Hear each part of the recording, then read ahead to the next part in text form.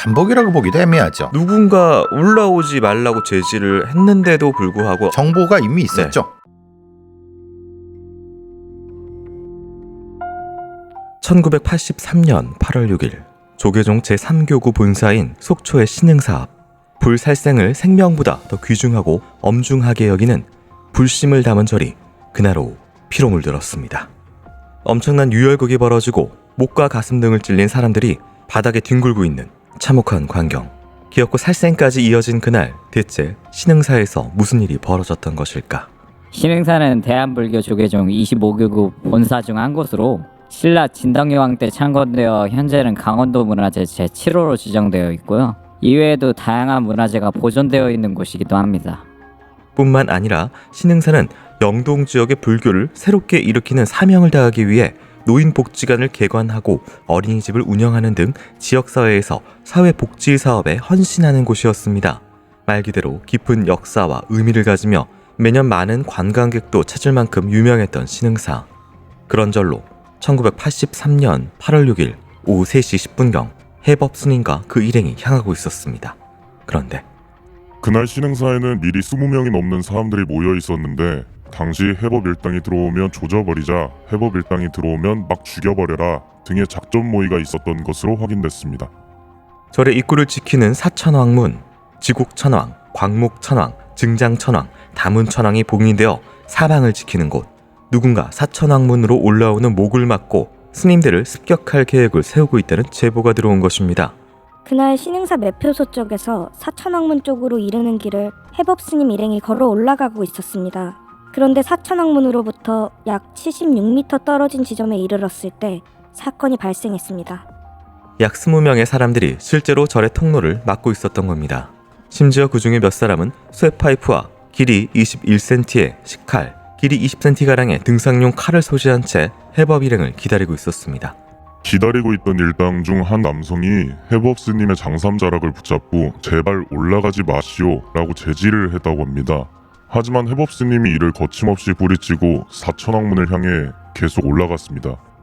사천왕문 76m 전 해법 스님이 성큼성큼 일행들과 신흥사로 들어가려 올라오자 그 순간 식칼을 품고 있던 유모씨가 튀어나와 해법 스님의 가슴에 칼을 꽂았습니다.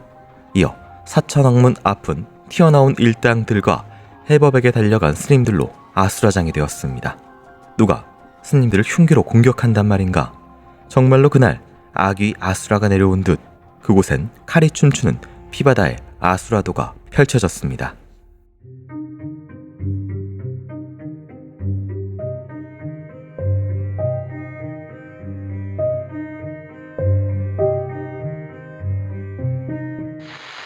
안녕하세요. 이것은 크라임, 저는 진행과 연출을 맡고 있는 김PD입니다. 날카롭고 정확한 분석으로 대한민국의 정의를 세우고 계시는 배성훈 프로파일러님 모십니다.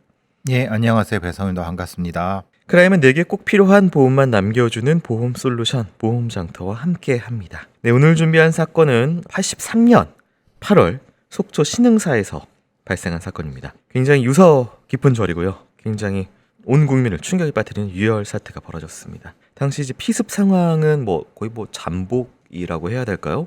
이걸 어떻게 보실까요? 잠복이라고 보기도 애매하죠. 왜냐하면 앞에 기다리고 있던 사람이 있었고, 다만 얼마나 무장을 하고 있는지, 실제로 실행할 것인지 이것은 좀 모호한 부분이 있었지만은 어느 정도까지 예상을 하고 할 수 있었다. 부지불식간의 기습, 그런 건 아닌 것 같아요. 당시 상황을 보면은 누군가 올라오지 말라고 제지를 했는데도 불구하고 어쨌든 정보가 이미 있었죠. 근데 어쨌든 뿌리치고 올라갔고 근데 칼로 습격하기 시작하고 해법 스님의 가슴에 칼을 꽂고 그 다음에 이제 스님들은 막으려고 달려갔고 해법이란 분이 주요 공격 타겟 같아요. 네. 그러니까 이거는 살해 의도가 명확한 거고, 나머지는 모르겠어요. 보통 이런 어떤 집단 싸움에서 우두머리 리더만 제압을 하면 나머지는 그냥 따라가는 경우거든요. 네. 그 리더를 정말 죽이기 위해서라면은 이동 중에 개인 따로 있을 때 그냥 살인을 위해서 그렇게 하면 되는데, 이거는 그냥 어쨌든 어떤 세를 보여주기 위한 그렇죠. 그런데 만약에 그랬다고 하면은 네. 뭔가 칼을 가슴에 꽂는 것 말고 크게 다치게 하거나 네. 이런 식이었지 않았을까. 근데 네. 이거는 해법이란 사람을 죽여야겠다. 죽여야 되겠다는 의도가 명확한 거고 그 다른 사람들은 죽일 생각이 아니라 도망가게 하는 두 가지가 다 들어가는 거예요. 보통 우리가 나이트클럽 패싸움 이런 거 생각하시면은 다 잡아갖고 뭐 죽여야 된다 이런 게 아니에요. 제압을 하고 무릎을 꿇린 다음에 리더 하나만 뭘 어떻게 일종의 집단을 굴복시키는 목적으로 하는 것은 모두 다 죽이는 것과 달라요. 그런 것과 좀 섞여 있는 것 같아요. 이 집단하고 당시 시대 배경이 이제 조폭 관련된 그런 것들이 자꾸 생각이 나서 83년도죠. 네. 삼촌교육 때부터 시작해서 굉장히 폭압적인 시절 내에서 이게 가능했냐. 유아 조치가 시작되는 그 시점 초입이에요. 일종의 계엄 상황이었단 말이에요. 네. 바로 저는 이 사람들이 흔히 말하는 흉기와 둔기를 이용해서 집단으로 뭘 한다고 하는 것은 이건 심각하게 각오하지 않고는 어려운 거예요. 당시 분위기상 늘 이런 게 아니라 그럼요. 뭔가 극한에 뭔가 있었다. 그렇죠. 만약에 네. 이걸 했을 때 군부 정권이 가만히 있겠어요? 이거 네. 사회 자기에 대한 도전으로 생각할 수도 있는 거니까. 네. 자, 그렇다면은 이들이 죽이려 했던 해법은 누구인지, 그리고 당시 피로 물들어간 신흥사 어떤 상황들이 벌어지고 있었던 건지 자세한 내막 살펴보도록 하겠습니다.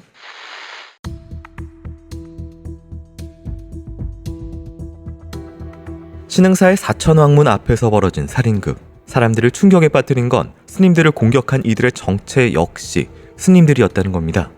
해법 스님 일행이 신흥사 4천왕문 남쪽 지점에 이르렀을 때 신흥사 측 스님 20여 명이 이들을 습격했습니다.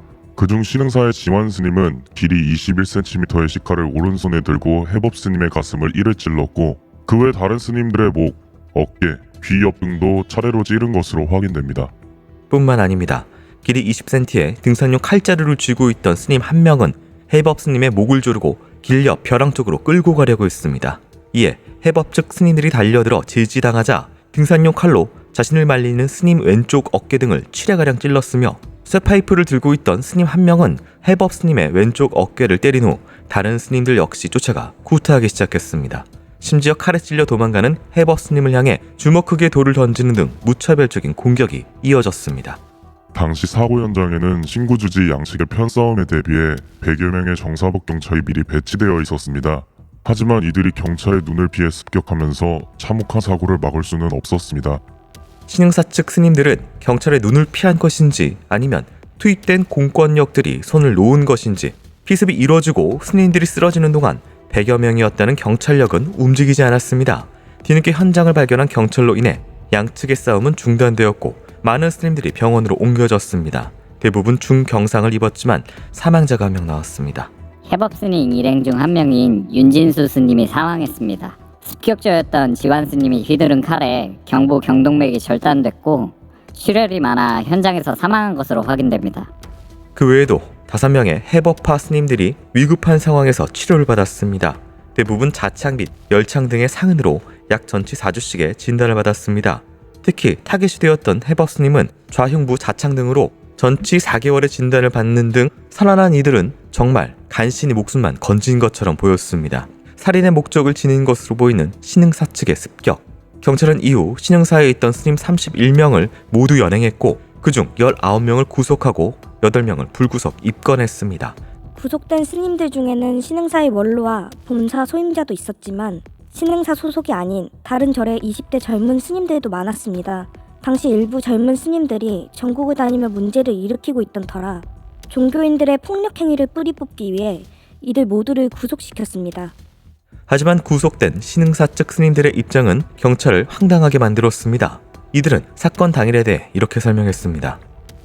그날 신흥사 입구 사천왕문 앞에서 해법 스님과 그 일행들을 만났습니다. 그때 저희가 공손히 해법 스님만 들어가시오 라고 말했는데 갑자기 그 일행이 고함을 치면서 저희를 먼저 구타했습니다. 우리도 생명의 위협을 느끼고 스스로를 보호하기 위해 순간적으로 소지하고 있던 칼을 휘둘렀을 뿐 살인의 고의는 전혀 없었습니다.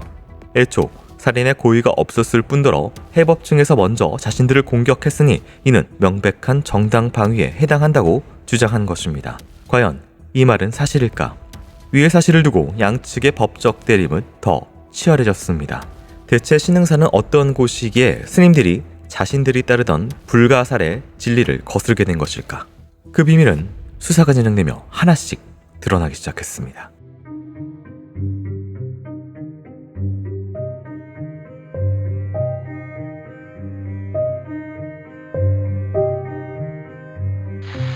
당시에 이제 83년에 많은 국민들께서 이 보도로 충격을 받았는데 스님들을 칼로 찌르고 쇠파이프로 때리고 뭐 사람이 죽고 스님이 죽고 집단으로 실려가고 이거 경찰이 안 막았으면 더 큰 일이 벌어졌을 것이다. 뭐 이런 되게 충격적인 일이었습니다. 당시에 이제 신흥사 측에선 정당방위를 주장을 했는데 또 살펴보면은 해법 스님을 끌고 가려고 했고 뭐 이런 상황도 있었어요. 어떻게 봐야 될까요? 경찰은 이미 알고 있었죠. 사실 뭐 전경들이 배치돼 있었죠. 정보 경찰이라든가 강력계 형사들도 있었을 겁니다. 문제는 들어가지 마세요. 아니면 당신들 무장하지 마세요. 그것을 하면 한쪽 편을 들어주는 거예요. 경찰은. 네. 그러니까 그냥 지켜볼 수밖에 없어요. 이들 중에 실제로 죽은 사람은 한 사람밖에 없어요. 근데 그 사람도 과다출혈이에요. 그래서 나중에 이제 논란이 생기는 거예요. 살인의 고의가 없었다. 그러니까 그 얘기가 연장되면 뭐가 되냐면 우리는 막기만 하려고 했다. 우리는 타일르기만 했다. 이렇게 연결이 되는 거예요. 그러니까 니들이 먼저 공격했지 아니다. 우리는 오는 사람을 타일르기를 하는 거고 또 가는 사람도 우리는 정당하게 가려고 했는데 저 사람이 막았기 때문에 싸움이 난 거고 싸움이 난 걸 방어하기 위해서 우리는 정당방위로 흉기를 썼을 뿐이다. 네. 라고 하는 논리로 연결되는 그러니까 거예요. 수단을 흐리고 의도로 가는군요. 그렇죠. 그렇게 되는 네. 거죠. 지금 이제 신흥사 내 스님 중에 이곳 소속이 아닌 젊은 스님들이 많았다. 당시에 이제 일부의 젊은 스님들이 전국적으로 문제를 일으키는 일이 있었다. 이게 무승적자라고 하는 그 당시에 80년대만 해도 저희가 90년대만 해도 조폭들이 사고치고 절로 들어간다 막 이런 얘기들이 있었거든요. 실제로 보신 적 있어요? 그런 사람들? 본 적은 없죠. 저는. 네. 저는 봤습니다. 제가 대학교 때 살았던 데가 중앙승가대역 바로 옆입니다. 개운사라고 하는데 중앙승가대학이 따로 있습니다. 네. 조계성이 운영하는 데입니다. 거기 이제 저 젊은 스님이 되기 위해서 온 그 사람들이 많죠. 그러니까 그 사람들하고 이제 뭐 술 한잔 먹고 얘기를 해보면은 그런 얘기들을 해요. 조폭들이 들어와서 몸에 문신이 있는데 나이가 좀 있는 거예요. 꼭 그런 사람이 많다는 게 아니라 네. 그때쯤에 소위 말하는 삼천교육대든 뭐가 그 전두환 정권에서 깡패들 싹 정리한다고 할 때 머리 깎고 도망친 거죠. 그 절로. 적관으로 들어가게 되겠는데 네. 딱히 승적이 필요 없는 그러니까 거기서 그냥 뭐 문제 있을 때 좀 저 개입해서 좀 네. 손을 좀 봐주는 네. 잡일해주는 거사 같은 형태의 머리 깎은 거사죠. 네. 그러니까 그런 사람들이 그냥 나이가 들면서 이제 굳이 밖에 나가서 뭐 먹고 살기 없으니까 그냥 거기서 그냥 불목한이라고 하잖아요. 불도 떼주고 장작도 패고 이런 네. 절에 가는 그런 분들이 있어요. 집사 같은 거. 예, 그렇죠, 그렇죠. 네. 그런 형태의 일들을 하면서 사람이 돌으면서 그 사람을 스님으로 부르게 되고 스님인 줄 아는데 사실은 승적이 없는 네. 그런 사람들이 있을 수 있단 말이에요. 네. 그런 사람들이 이제 문제는 저쪽에 문제가 있으니까 좀 도와달라. 그냥 얼굴만 비춰달라. 아니면 뭔가 그냥 잠깐만 있어달라.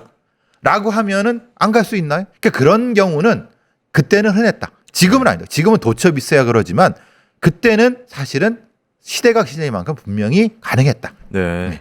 그래서 아무래도 뭔가 이런 경험이 있어서인지 뭐 경내에 철조망을 설치를 해서 뭐 약간 사회에서 속세에서 그렇죠. 힘썼을 때 전략 전술을 좀 안에서 펼치는 모양이 좀 있네요. 그리고 이것이 이제 개혁회의, 조계종 개혁회의라는 것이 십몇 년 전에 있었습니다. 그때도 이제 집단과 집단이 충돌할 때 그런 일들이 종종 있었죠. 절에 철조망을 치고 불침문 쓰고 실제로 그랬거든요. 50년대, 60년대, 70년대, 80년대에 암흑한 시절에 그런 존재가 있었기 때문에 일이 있었기 때문에 네. 그러니까 이제 그 시대를 반영하는 거죠. 신흥사에서 벌어진 양측 스님들의 잔인했던 유혈 사태, 대체 이들에게 신흥사가 왜 그렇게 중요했던 것인지 당시 속사정 들어보도록 하겠습니다.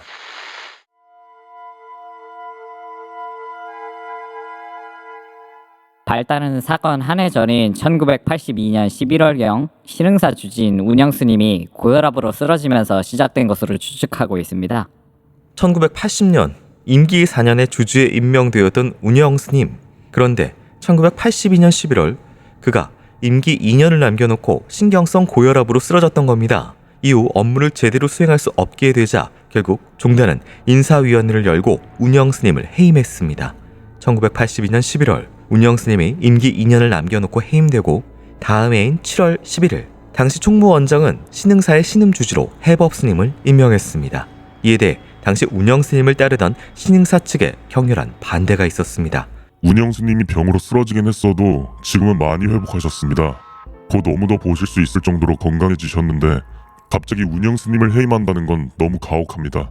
새로 임명된 해법 스님은 문중 출신도 아닌데다가 해법 스님이 조계종 규정부장에 재직 당시 신흥사에 대해 과도한 감찰을 실시해 젊은 스님들과의 감정이 좋지 않다는 점도 반대 이유 중 하나였습니다.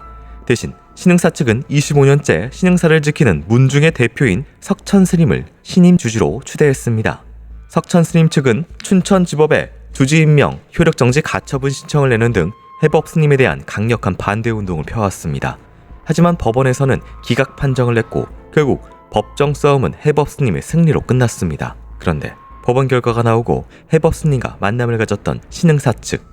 그날 신흥사 측 스님 몇 분과 해법 스님이 속초시장실에서 마지막으로 만남을 가졌습니다. 신흥사 측에서 협상을 제안한 거죠. 말사 및 암자주지 신분을 보장하고 학교에 다닐 학인들의 학비 부담을 요구했습니다. 근데 결렬됐어요. 그게 8월 6일 오후 1시였습니다. 당시에 신흥사 측은 해법 스님에게 2, 3일간의 시간적 여유를 달라고 제안했지만 해법 측은 그들의 제안을 모두 거절했고 이들과 헤어진 그날 오후 3시경 바로 주지 임명을 받기 위해 일행 13명과 함께 신흥사로 향했던 겁니다. 사실 신흥사는 황금알을 낳는 거위와도 같아요. 설악산 등 외설악의 주요 명소 중 상당수가 신흥사 사유지인 소공원에서 출발하거든요. 때문에 다른 사찰보다 임대료나 입장료 등으로 재원이 풍부한 편이죠. 한마디로 막대한 수입이 나오는 절이었던 것. 실제로 당시 경찰이 신흥사의 주지실을 압수수색하자 그곳에서 금융기관에 등록되지 않은 외화가 발견되기도 했습니다. 이에 대해 신흥사 측은 외국인에게 관광 안내를 한 뒤 사례금 명목으로 감사한 마음에 소액을 받은 것이라 주장했지만 발견된 금액만 미화 640달러, 엔화 13만엔 등 고액의 외화로 단순한 사례금의 범위를 넘는 것으로 보였습니다. 과연 이들이 불법적으로 소유한 금전은 이게 전부인 것일까? 신흥사와 조계종에 얽힌 이야기는 이게 끝이 아니었습니다.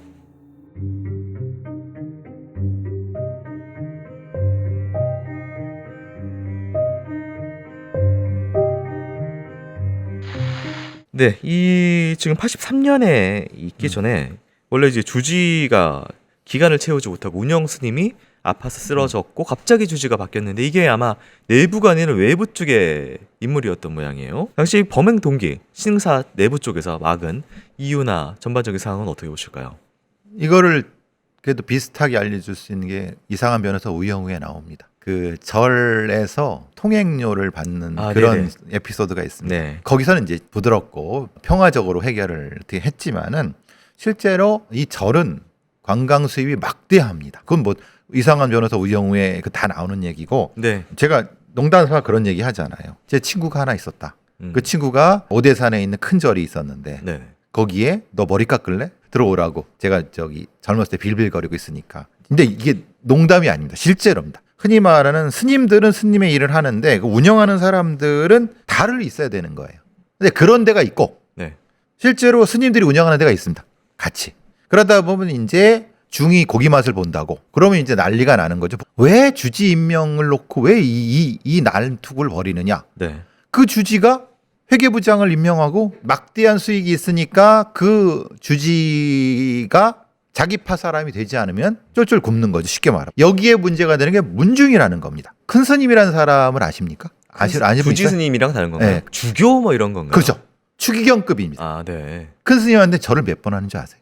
아, 그런 것도 모르네요. 네. 우리끼리는 절을 한 번 하죠. 네. 죽은 사람한테 두 번 번 합니다. 하죠. 세 번은 누구한테 하죠?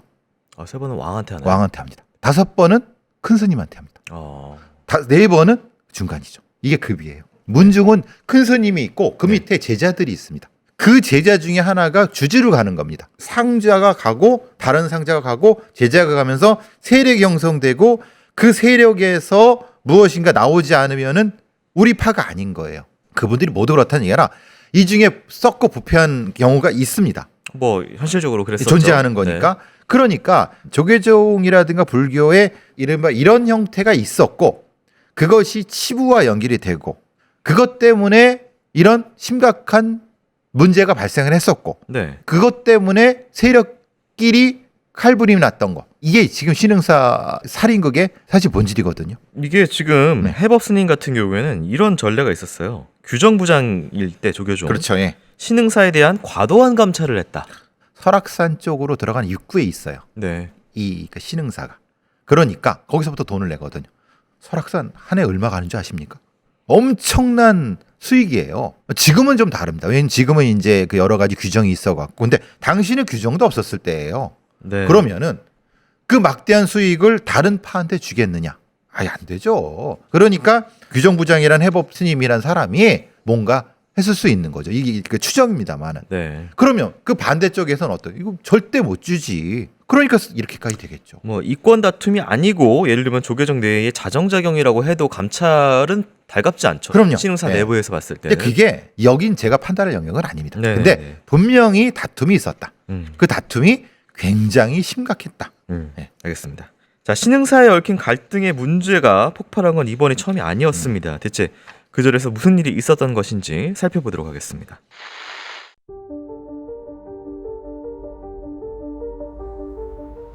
우리나라 불교계는 출가 후 독신으로 살아가는 비구 측과 부인을 둔 대처승 측, 이 두 세력이 일제 강점기부터 오랜 기간 갈등을 빚어왔습니다. 이러한 이들의 갈등이 수면 위로 올라온 것은 1954년 이승만 정권 때였습니다.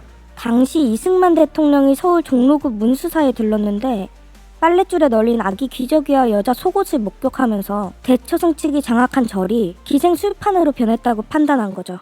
그 안에 신흥사도 포함되어 있었고요. 정부가 스님을 못 믿게 된 거죠.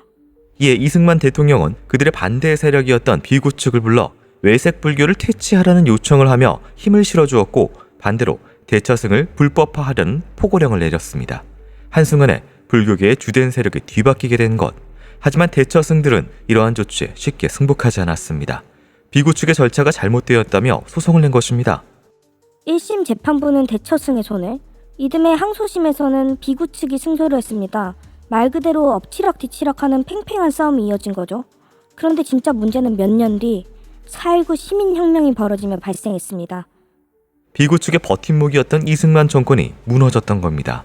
대처승들은 이때를 놓치지 않고 자신들의 세력을 이용해 전국 유명 사찰들을 전부 다시 접수하는 등 종단 주도권을 장악했습니다. 결국 비구 측이 기대할 것은 남아있던 대법원 판결뿐이었습니다. 하지만 그때 심상치 않은 소문들이 많았어요. 3년 동안 침묵했던 대법원이 대처승 편을 들기 위해 확정 판결을 서두르고 있다는 여론도 있었고요. 대법관들이 거액에 매수됐다는 이야기까지 나왔습니다. 이 소식을 들은 비구 측은 승려 800여 명이 조계사에 모여 불교 대회를 열기도 했고 단식 농성과 혈서를 작성하는 등 과격한 투쟁에 나섰습니다. 하지만 1960년 11월 24일 소문대로 비구 측의 패소 판결이 내려졌습니다. 그런데 충격적인 사건은 그때 발생했습니다. 패소 판결이 나자마자 비구 측의 젊은 승려 6명이 새까만 작업복에 털모자를 덮어쓰고 30cm 길이의 일본 돈을 몸에 숨긴 채 대법원 청사로 들어갔습니다. 아무도 그들이 승려라고 생각하지 못했던 거죠. 6명의 승려들은 대법원장실로 뛰어올라가 죽음으로 호소하러 왔다며 옷 속에 숨긴 일본도를 일제히 꺼내 그 자리에서 할복했습니다. 불교계 안에서 벌어진 이 건과 세력 다툼이 승려들을 새빨간 피로 물들였던 것. 하지만 다시는 없어야 할 이러한 핏빛 다툼이 1983년 속초의 신흥사에서 더 큰 칼싸움으로 재발했던 것입니다. 해법스님 일행은 범행 당일 적법한 행위로 신흥사 경내로 들어가던 중이었고 이는 하등의 부당한 침해 행위가 아닙니다. 오히려 정당한 이유도 없이 일방적인 공격을 퍼부은 신흥사 측의 행위는 명백한 공격 행위 내지 싸움의 유발 행위로서 정당방위나 과잉방위가 성립하지 않습니다. 게다가 칼로 해법스님 일행의 가슴과 목 등을 마구 찌른 행위 역시 비록 신흥사 측은 순간적인 일이었다고 주장하고 있지만 해당 부위는 신체의 주요 부분이므로 애초에 살인의 의사가 없었다는 이들의 항소의 논지는 타당하지 않다고 반박했던 것입니다. 과연 이번에는 재판부가 어떤 측의 손을 들어주게 될 것인가?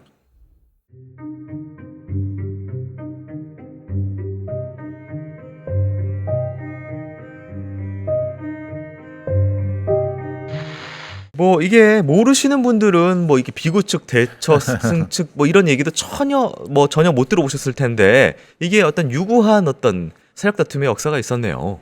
지금 여기는 비구는 우리 원래 고유불고고 예. 대처는 우리 그렇지 않다 이렇게 생각하실 건 없고 그렇죠. 조선이나 뭐 그때도 그렇죠, 예. 뭐 여러 가지 복잡했으니까요. 그렇죠. 그러니까 네. 종파 네. 중에 하나다. 근데 그 종파를 이승만 독재 정권이 이용해 먹었다 전 생각합니다. 그러니까 자신의 통제 아래 두려고 한쪽의 편을 들어줘 갖고 이렇게 했다라고 전 생각을 합니다. 다만 그런 과정에서 이제 한쪽의 편을 들어주니까 다른 쪽도 뭉치게 되겠죠.